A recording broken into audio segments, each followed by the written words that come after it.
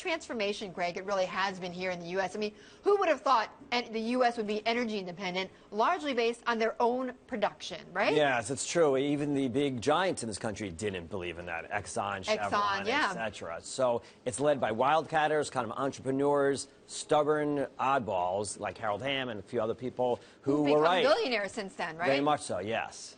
Okay, so, but bringing it to what happened, though, on Thursday, you know, many say that Saudi Arabia and others, I mean, they've seen this shale oil boom, and they have now are really fighting for market share in the global oil markets based on this production coming out of the U.S., right? How's that going to play out? Yeah, so when you travel the country and you talk to some of these people, they get nervous. I mean, in the Bakken, up in North Dakota and Montana, some places in Canada, about 60 is when you get nervous, maybe even $70 a barrel. So they're getting scared right now. When you go elsewhere, Permian Basin, the Eagle Ford in Texas, you know, below 60 is where they get really nervous. But there's a lot of anxiety right now. Well, when you say nervous, they're nervous about going out of business, essentially? I mean, it's not so clear cut. A lot of them have hedged their production. A lot of them have invested longer term, so they're not going to shut down right away. But it becomes much more expensive, and it's a costly process. It's not just fracking, it's horizontal drilling, which is more costly than traditional vertical drilling.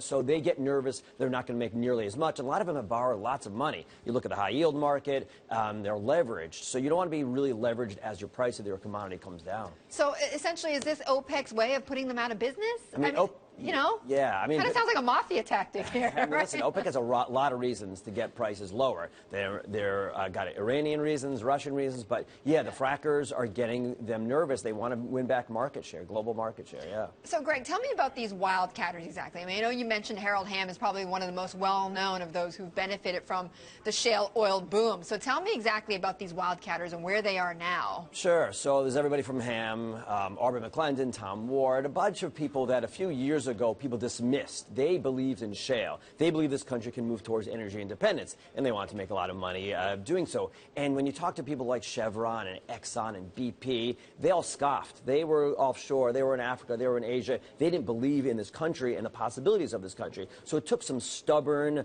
idiosyncratic, maybe sort of oddballs. They were entrepreneurs, and they believed in this country and to develop technology. It's just as much a technology innovation, a story of technology, and anything else, because it's all about horizontal drilling and about fracking. So why did Exxon, why did Chevron, why did they dismiss it so quickly? It's a good question, partly because they could. They had assets offshore in Africa and Asia, and they were doing quite well, so they didn't believe that we could tap this shale in our country. And historically, that's what conventional wisdom said. It's too expensive to tap shale. It's sort of like in 2008, conventional wisdom said the Fed was always going to save us, and the experts got it wrong, the bank heads, the Federal Reserve, and it took some oddballs to make money from it. Same exact thing happened here, where it was some outsiders who believed in this country and the technology, and the experts scoffed. So if things continue to go, though, the momentum continues, how big is this fracking industry going to be? I mean, how many jobs are we going to create? How much oil are we going to produce? I mean, what's the impact of this? About 2 million jobs are expected to be created from this whole renaissance of energy production, and that's about equal to what we lost in the housing downturn. So it's a significant amount of jobs, and we are moving towards energy security, I would call it, not necessarily independence. I think we're always going to import from places like Canada and Mexico, but those are our friends. And our imports from the OPEC nations in Saudi Arabia, Venezuela, are really plummeting. So we'll see what happens, though, as energy prices come down. Again, you get to about $55 or $60 a barrel, and the frackers get really worried and concerned, and it hurts their production.